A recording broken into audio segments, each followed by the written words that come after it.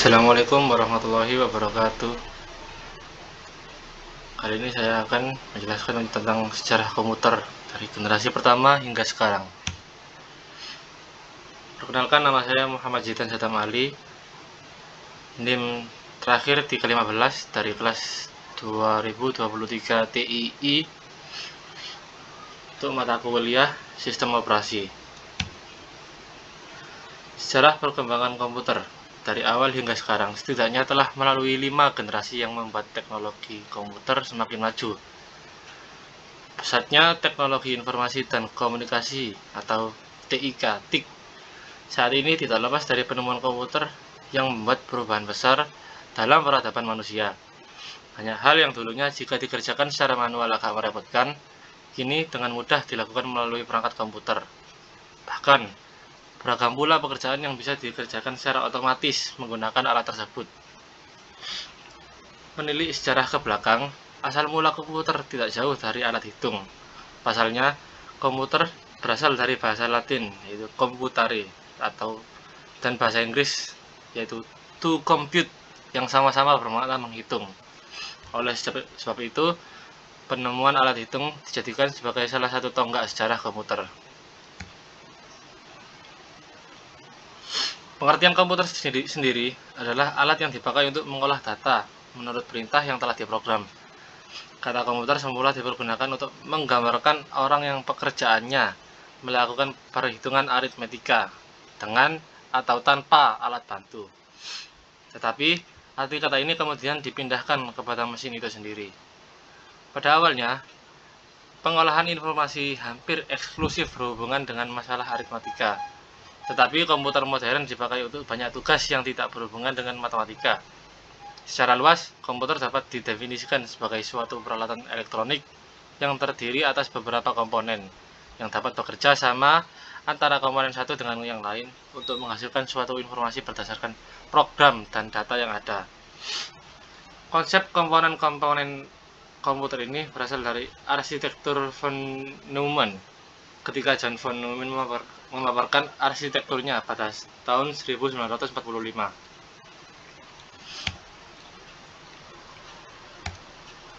Awal penemuan komputer. Sekitar 30 tahun setelah Pascal menemukan kalkulator otomatis, matematikawan Jerman bernama Gottfried Wilhelm Leibniz mengembangkan kalkulator sebelumnya dengan menambahkan sistem bilangan biner. Sistem tersebut membantu mesin untuk menangani perhitungan lebih mudah ketimbang sistem desimal. Leibniz juga menambahkan roda gigi untuk perhitungan perkalian dan pembagian. George Boole kemudian mengembangkan untuk matematika biner. Ilmuwan Inggris ini memakai sistem bilangan biner dan menemukan tipe baru pada matematika yang kemudian dikenal dengan aljabar Boolean dan logika Boolean. Sementara itu, keberadaan komputer modern tidak lepas dari peran Charles Babbage.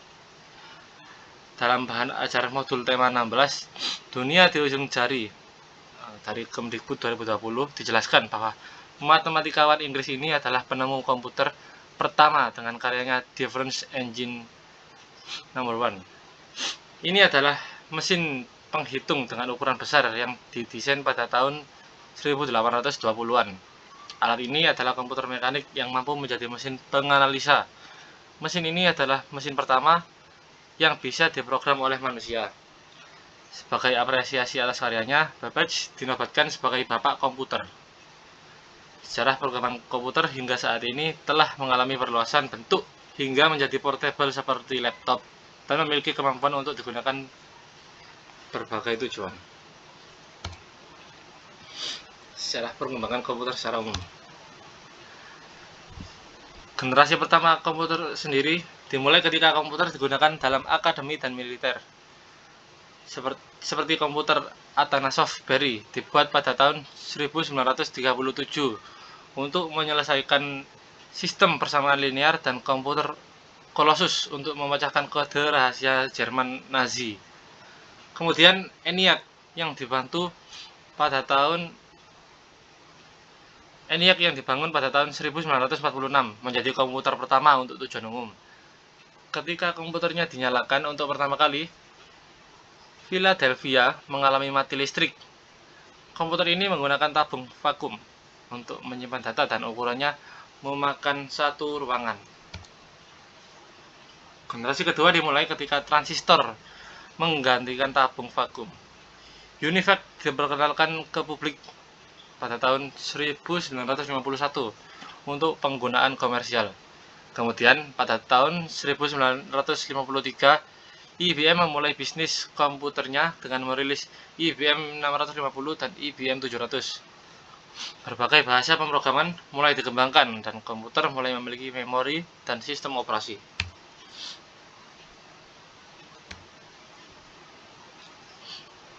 Kemudian generasi ketiga dimulai ketika teknologi transistor meningkat menjadi sirkuit terpadu.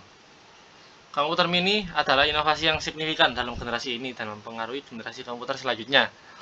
NASA menggunakan komputer generasi ini untuk melancarkan program Apollo seperti komputer bimbingan Apollo untuk mempermudah kendali Apollo Command atau Service Module. Digital Equipment Corporation menjadi perusahaan komputer nomor 2 di belakang IBM dengan komputer PDP dan VAX-nya.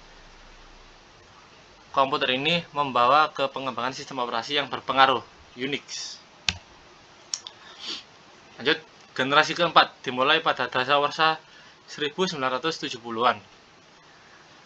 Ketika penemuan MOSFET dan integrasi berskala besar selanjutnya membawa ke pengembangan mikroprosesor di awal 1970-an. Komputer pribadi yang semakin kecil berkat mikroprosesor mulai berkembang, dimulai dari komputer rumahan dan komputer meja. Teknologi selanjutnya adalah laptop dan ponsel cerdas yang sangat fenomenal, membawa berbagai perusahaan teknologi ke dalam perang paten atas ponsel cerdas, atau yang biasa kita kenal sebagai smartphone. Generasi kelima. Generasi kelima digadang-gadang sebagai tahapan perkembangan teknologi paling canggih saat ini dan diciptakan pertama kali pada tahun 1980-an. Peningkatan dari segi visualisasi menjadikan tampilan visual pada komputer di generasi kelima mempunyai resolusi sangat tinggi dan begitu tajam. Negara yang mempelopori sejarah perkembangan komputer pada generasi kelima adalah Jepang. Dalam proses pengembangannya, terdapat penambahan komponen-komponen penting ke dalam sistem komputer modern saat ini. Hal ini dikarenakan komponen yang digunakan pada komputer generasi kelima adalah menerapkan ragam teknologi modern, seperti superkonduktor, ULSI, dan kecerdasan buatan, atau yang kalian lebih mengenalnya dengan sebutan Artificial Intelligence atau AI. Ciri-ciri komputer. Komputer pada generasi pertama dari tahun 1940 sampai 1959. Dengan terjadinya Perang Dunia II, negara-negara yang terlibat dalam perang tersebut berusaha mengembangkan komputer untuk mengeksploitasi potensi strategis yang dimiliki komputer. Hal ini meningkatkan pendanaan pengembangan komputer serta mempercepat kemajuan teknik komputer.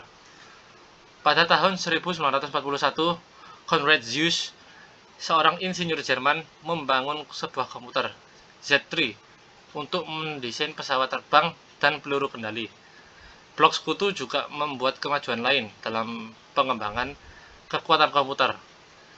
Tahun 1943, Inggris menyelesaikan komputer pemecah kode rahasia yang dinamakan komputer Colossus untuk memecahkan kode rahasia yang digunakan Jerman Nazi.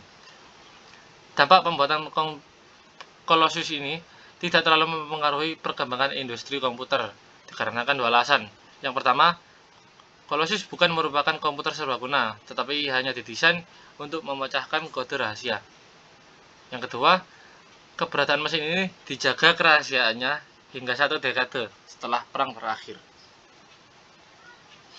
Usaha yang dilakukan oleh Amerika Serikat pada saat itu menghasilkan suatu kemajuan lain.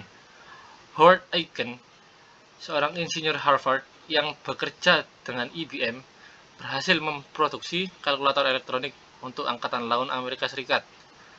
Kalkulator tersebut berukuran panjang setengah bola kaki dan memiliki rentang kabel sepanjang 500 mil. The Harvard IBM Automatic Sequence Controlled Calculator atau Mark I merupakan komputer relay elektronik. Ia menggunakan sinyal elektromagnetik untuk menggerakkan komponen mekanik. Mesin tersebut beroperasi dengan lambat karena membutuhkan 3-5 detik untuk setiap perhitungan dan tidak fleksibel. Urutan kalkulasi tidak dapat diubah. Kalkulator tersebut dapat melakukan perhitungan aritmatik dasar dan persamaan yang lebih kompleks. Secara perkembangan komputer lain pada masa itu adalah Electronic Numerical Integrator and Computer atau yang tadi kita sebut sebagai ENIAC, yang dibuat atas kerjasama antara pemerintah Amerika Serikat dan Universitas Pennsylvania. Terdiri dari 18.000 tabung vakum, 70.000 resistor, dan 5 juta titik solder. Komputer tersebut merupakan mesin yang sangat besar dan mengonsumsi daya sebesar 160 kW. Dirancang oleh John Presper Eckert dan John Mauchly. ENIAC merupakan komputer serbaguna yang bekerja 1000 kali lebih cepat dibanding Mark I. Ciri-ciri pada komputer generasi ini yaitu yang pertama, program dibuat dalam bahasa mesin. Yang kedua, menggunakan konsep storage program. Kemudian, komponen yang digunakan adalah tabung hampa udara. Ukuran fisiknya besar sehingga membutuhkan daya listrik yang besar. Dapat disimpan di magnetic tape dan magnetic disk. Contohnya seperti komputer IBM 701 buatan tahun 1953 sebagai komputer komersial berukuran besar dan IBM 705 yang dibuat pada tahun 1959 untuk industri. Komputer generasi kedua tahun 1959 hingga 1965. Pada tahun 1948, penemuan transistor sangat mempengaruhi perkembangan komputer. Transistor menggantikan tabung vakum dan televisi, radio, dan komputer. Akibatnya, ukuran mesin-mesin elektrik berkurang drastis. Transistor mulai digunakan di dalam komputer mulai pada tahun 1956. Penemuan lain yang berupa pengembangan memori inti magnetik membantu pengembangan komputer generasi kedua yang lebih kecil, lebih cepat, lebih dapat diandalkan, dan lebih hemat energi dibanding para pendahulunya.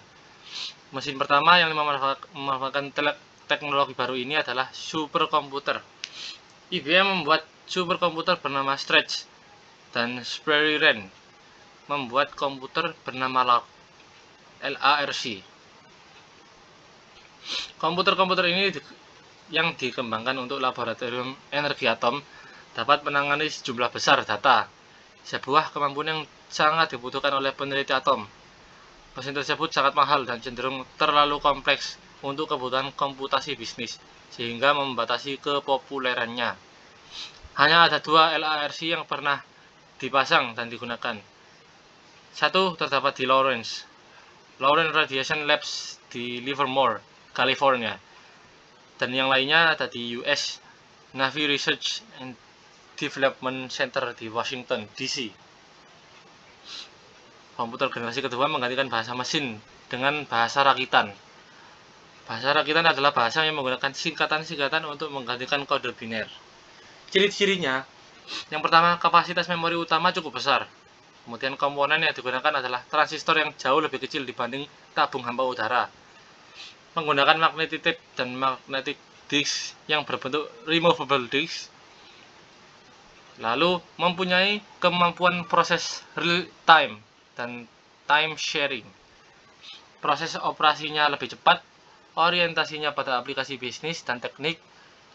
Contohnya ada pada komputer PDP-5 dan PDP-8 buatan tahun 1963 sebagai komputer mini komersial pertama. Selain itu ada pula komputer IBM 7070, IBM 1400, NCR 300, dan sebagainya. Yang ketiga, komputer generasi ketiga pada tahun 1965 hingga 1970. Meskipun transistor dalam banyak hal mengungguli tube vacuum, atau tabung vakum, namun transistor menghasilkan panas yang cukup besar yang dapat berpotensi merusak bagian-bagian internal komputer. Batu kuarsa menghilangkan masalah ini. Jack Kilby, seorang insinyur di Texas Instruments, mengembangkan sirkuit terpadu pada tahun 1958. IC mengkombinasikan 3 komponen elektronik dalam sebuah piringan silikon kecil yang terbuat dari pasir kuarsa. Para ilmuwan kemudian berhasil memasukkan lebih banyak komponen-komponen ke dalam suatu chip tunggal yang disebut semikonduktor. Hasilnya, komputer menjadi semakin kecil karena komponen-komponen yang dipadatkan dalam chip. Kemudian, komputer generasi 3 lainnya adalah penggunaan sistem operasi atau operating system yang memungkinkan mesin untuk menjalankan berbagai program yang berbeda secara serentak dengan sebuah program utama yang memonitor dan mengkoordinasi memori komputer. Ciri-ciri pada generasi ini yaitu komponen yang dipakai adalah 4, yaitu integrated circuits yang terdiri atas ratusan atau ribuan transistor berbentuk hybrid integrated circuits dan monolithic integrated circuits. Yang kedua, proses operasinya jauh lebih cepat dan lebih tepat. Kapasitas memori komputer jauh lebih besar. Ukuran fisik jauh lebih kecil sehingga penggunaan listrik lebih hemat. Menggunakan magnetic disk yang sifatnya random access dapat melakukan multiprocessing dan multiprogramming. Mulai canggih. Kemudian alat input-output mengalami pengembangan dengan menggunakan visual display terminal. Yang keempat, yang selanjutnya dapat melakukan komunikasi data dari satu komputer dengan komputer lainnya. Contohnya, komputer IBM S30 Nova, CDC 3000, PDB-11, dan sebagainya. Kita lanjut ke komputer generasi keempat, dimulai dari tahun 1970. Setelah IC, tujuan pengembangan menjadi lebih jelas, menghasilkan ukuran sirkuit dan komponen-komponen elektrik. Large Scale Integration atau LSI dapat memuat ratusan komponen dalam sebuah chip. Pada tahun 1980-an, Very Large Scale Integration atau VLSI membuat ribuan komponen dalam sebuah chip tunggal. Seorang anak sedang mengoperasikan IBM PC Ultra Large Scale Integration atau ULSI meningkatkan jumlah tersebut menjadi jutaan. Kemampuan untuk memasang sedemikian banyak komponen dalam suatu keping yang berukuran setengah keping uang logam mendorong turunnya harga dan ukuran komputer. Hal tersebut juga meningkatkan daya kerja, efisiensi, dan keterandalan komputer. Chip Intel 4004 yang dibuat pada tahun 1971 membawa kemajuan pada IC dengan meletakkan seluruh komponen dari sebuah komputer, Central Processing Unit atau CPU, memori, dan kendali input-output dalam sebuah chip yang sangat kecil. Sebelumnya, IC dibuat untuk mengerjakan suatu tugas tertentu yang spesifik. Kini, sebuah mikroprosesor dapat diproduksi untuk kemudian diprogram memenuhi seluruh kebutuhan yang diinginkan. Tidak lama kemudian, setiap piranti rumah tangga seperti microwave, oven, televisi, dan mobil dengan electronic fuel injection dilengkapi dengan mikroprosesor. Perkembangan yang demikian memungkinkan orang-orang biasa untuk menggunakan komputer biasa. Komputer tidak lagi menjadi dominasi perusahaan-perusahaan besar atau lembaga pemerintah. Pada pertengahan tahun 1970-an, perakit komputer menawarkan produk komputer mereka ke masyarakat umum. Komputer-komputer ini yang disebut mini komputer dijual dengan paket peranti lunak yang mudah digunakan oleh kalangan awam. Peranti lunak yang paling populer pada saat itu adalah program word processing dan spreadsheet pada awal 1980-an. Video game seperti Atari 2600 menarik perhatian konsumen pada komputer rumahan yang lebih canggih dan dapat diprogram. Ciri-ciri komputer pada generasi ini yaitu penggunaan LSI atau Large Scale Integration yang disebut juga sebagai Bipolar Large Scale Integration. Kemudian menggunakan mikroprosesor dan semikonduktor yang berbentuk chip untuk memori komputer. Contohnya komputer IBM 370 menggunakan Intel 4004 mikroprosesor yang dikembangkan pertama kali pada tahun 1971 oleh perusahaan Intel Corporation dengan menggunakan chip mikroprosesor. Personal computer atau PC mulai berkembang sejak tahun 1977. Contohnya komputer Apple II dan komputer desktop oleh Xerox Corporation. Pada tahun 1981, komputer mulai banyak menggunakan sistem Windows dan mouse. Kita lanjut pada komputer generasi kelima. Contoh imajinatif komputer generasi kelima adalah komputer fiksi HAL 9000 atau HAL 9000 dari novel karya Arthur C. Clarke berjudul 2001 Space Odyssey. HAL atau HAL menampilkan seluruh fungsi yang diinginkan dari sebuah komputer generasi kelima. Dengan kecerdasan buatan atau AI, HAL dapat cukup memiliki nalar untuk melakukan percakapan dengan manusia, menggunakan masukan visual dan belajar dari pengalamannya sendiri. Walaupun mungkin realisasi HAL 9000 masih jauh dari kenyataan, banyak fungsi-fungsi yang dimilikinya sudah terwujud. Beberapa komputer dapat menerima instruksi secara lisan dan mampu meniru nalar manusia. Kemudian untuk menerjemahkan bahasa asing juga menjadi mungkin. Fasilitas ini tampak sederhana, namun fasilitas tersebut menjadi jauh lebih rumit dari yang diduga ketika programmer menyadari bahwa pengertian manusia sangat bergantung pada konteks dan pengertian ketimbang sekedar menerjemahkan kata-kata secara langsung.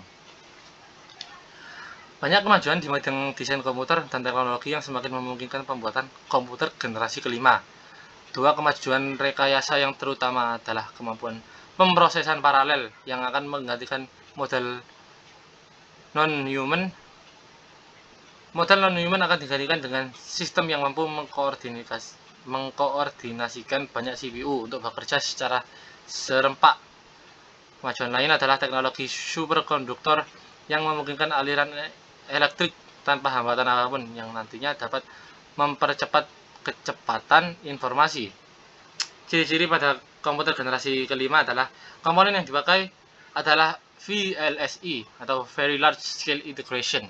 Kemudian kemampuan komputer dikembangkan untuk memecahkan masalah sendiri dengan bantuan AI atau Artificial Intelligence dapat diterapkan untuk mengoperasikan robot. Dan mampu mulai dikembangkan komputer yang dapat menggantikan chip. Yang terakhir, Jepang adalah negara yang mempelopori komputer generasi kelima. Sekian dari saya mengenai sejarah komputer dari generasi pertama hingga generasi kelima atau generasi sekarang ini. Untuk kurang dari lebihnya, saya mohon maaf dan terima kasih.